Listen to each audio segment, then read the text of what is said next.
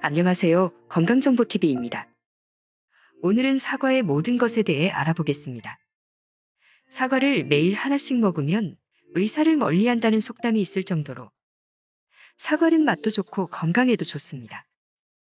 사과의 효능과 보관법, 그리고 재미있는 사실을 알아보겠습니다. 먼저 사과의 대표적인 효능 4가지에 대해 알아보겠습니다. 첫 번째, 심장 건강, 당뇨 예방에 뛰어납니다. 사과를 주기적으로 섭취하면 각종 심장 질환 발병률을 낮추는 효능이 있으며 그 이유는 사과의 수용성 섬유질 때문입니다. 수용성 섬유질은 혈중 콜레스테롤 수치를 낮추며 전반적으로 소화를 조절합니다. 사과의 수용성 섬유질은 제2형 당뇨의 위험 환자들에게 혈당량을 줄이는데 도움을 주어 하루에 사과 한 개만 먹어도 발생 위험을 30%까지 낮출 수 있습니다. 이러한 효과는 산화방지제와 안토시아닌 때문이라고 합니다. 또한 폴리페놀이라는 강력한 항산화 성분인 피토케미컬이 많이 들어있는데 특히 껍질에 많이 들어있습니다. 플라보노이드는 혈압을 낮춰서 심장 질환을 예방할 뿐만 아니라 나쁜 LDL 콜레스테롤 수치를 낮추고 항산화 작용을 돕는 효능이 있습니다. 두 번째, 폐 건강에 도움을 줍니다. 사과에 풍부하게 들어있는 항산화 성분은 폐를 산화 손상으로부터 보호합니다. 하루에 사과 한 조각을 먹기만 해도 천식 발병률을 10% 정도 낮춘 연구 결과가 있으며 껍질에 케르세틴이라는 플라보노이드가 면역 체계를 강화하고 염증을 줄여줍니다. 천식뿐만 아니라 알레르기 반응에도 좋습니다. 사과는 몸속의 니코틴을 해독해주는 성분인 케세르틴이 있어서 흡연자들에게 특히나 좋습니다.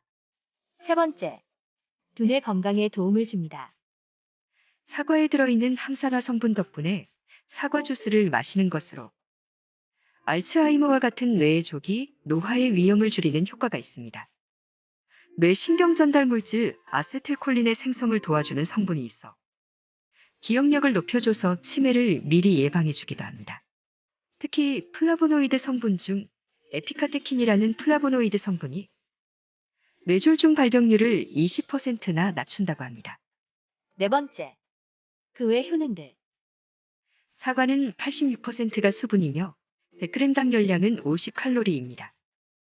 섬유질은 풍부한데 콜레스테롤은 없으며 비타민과 미네랄이 풍부합니다. 특히 사과 껍질에는 우르솔라 성분이 있어서 비만을 억제해주며 칼로리가 낮고 식이섬유로 인해 소화 시간이 길고 포만감까지 주기 때문에 다이어트에 매우 좋습니다. 사과 껍질에는 몸에 좋은 성분이 많습니다. 껍질의 수용성 식이섬유인 팩틴 성분이 넓어진 모공을 수축시켜서 피부를 맑고 이쁘게 해주며 변을 무르게 해주며 대장의 연동운동을 원활하게 해주어 배변을 잘 보도록 해줍니다. 동시에 장을 진정시켜서 설사를 먹게도 해줍니다. 팩틴은 위안에 보호막을 만들어 유해한 균들이 침입을 막아주면서 사과의 풍부한 비타민C와 플라보노이드 성분이 항암물질을 만들어 암을 억제하는 데 매우 효과적이며 면역력을 강화시켜줍니다. 특히 트리터페노이드 성분은 간암, 대장암, 유방암에 좋습니다. 사과의 대표적인 효능에 대해 알아봤습니다. 사과의 구입 요령 및 보관법에 대해 알아보겠습니다. 사과를 구입하실 때에는 멍이 없고 손에 쥐었을 때 단단하고 무거운 것이 좋습니다. 그리고 색감이 풍부한 것을 고르시는 것이 좋으며 갈색 줄무늬나 자국이 있다면 피하세요. 그 이유는 과도한 습기와 곰팡이로 인한 것이기 때문입니다.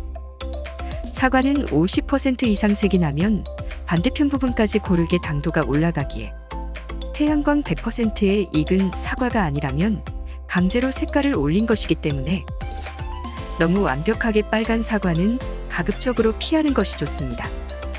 사과의 보관법은 간단합니다. 냉장고가 없어도 그늘에 잘 두고 벌레나 쥐만 없어도 보존력이 좋기에 반려는 괜찮습니다. 하지만 다른 과일들과 마찬가지로 떨어뜨리거나 사과에 충격과 압력이 가해져 멍이 들면 진물음으로 잘 씻어 말린 후 랩으로 잘 싸서 냉장고에 보관하면 충분합니다. 보통 신문지에 싸서 보관하는 경우가 많으나 신문지에 사용되는 잉크가 몸에 좋지 않으므로 요즘에는 신문지에 싸서 보관하는 분들이 줄어들고 있습니다. 사과의 부작용 및 섭취 시 주의사항에 대해 알아보겠습니다. 사과는 대체적으로 안전하며 심각한 부작용이 없습니다. 하지만 사과씨에는 시아나물 청산가리라는 강력한 독소가 극미량 들어있으므로 너무 많은 양을 섭취하면 치명적일 수 있습니다. 따라서 사과씨의 과한 섭취는 조심하셔야 합니다. 사과에 관한 재미있는 사실들이 있습니다. 첫 번째, 사과는 수확기에 농약을 치는 경우는 거의 없으므로 흐르는 물에 5분 이상 담가 놓으면 웬만한 농약이 거의 제거됩니다. 하지만 색깔을 내기 위해 사용되는 고독성 농약인 생장 조성제는 피하셔야 합니다. 두 번째, 우리가 알고 있는 꿀 사과는 밀 증상이라고 부르는 일종의 생리장애 현상입니다. 꿀 부분이 과당, 즉 설탕 덩어리라고 생각하면 되지만 전체적인 사과의 당도는 다른 사과랑 비교했을 때 큰 차이가 없습니다. 우리가 흔히 꿀심으로 부르는 투명한 부분은 소르비톨이라는 성분인데 보통 사과나무가 정상적인 생육 과정을 거치면 이 소르비톨이 분해되어 커지지만 보통 사과나무가 성장하면서 칼슘이 부족한 경우 분해되지 못하고 덩어리 형태로 남는 것입니다. 세 번째, 흔히들 우리가 알고 있는 사실로 아침 사과는 금사과고 저녁 사과는 복사과라고 많이들 알고 계시지만 사실이 아닙니다. 그 이유는 저녁에 사과를 먹으면 인체는 섭취한 에너지를 지방으로 바꾸고 섬유질과 산성이 위를 자극하기 때문인데요. 이는 모든 음식, 특히나 모든 과일에 적용되는 것이므로 사과만 좋지 않다는 말이 아닙니다. 멸종할 뻔했던 사과를 되살린 것은 사람인 거 알고 계시나요? 외국의 사과를 드시고 실망하시는 분들도 많은데요.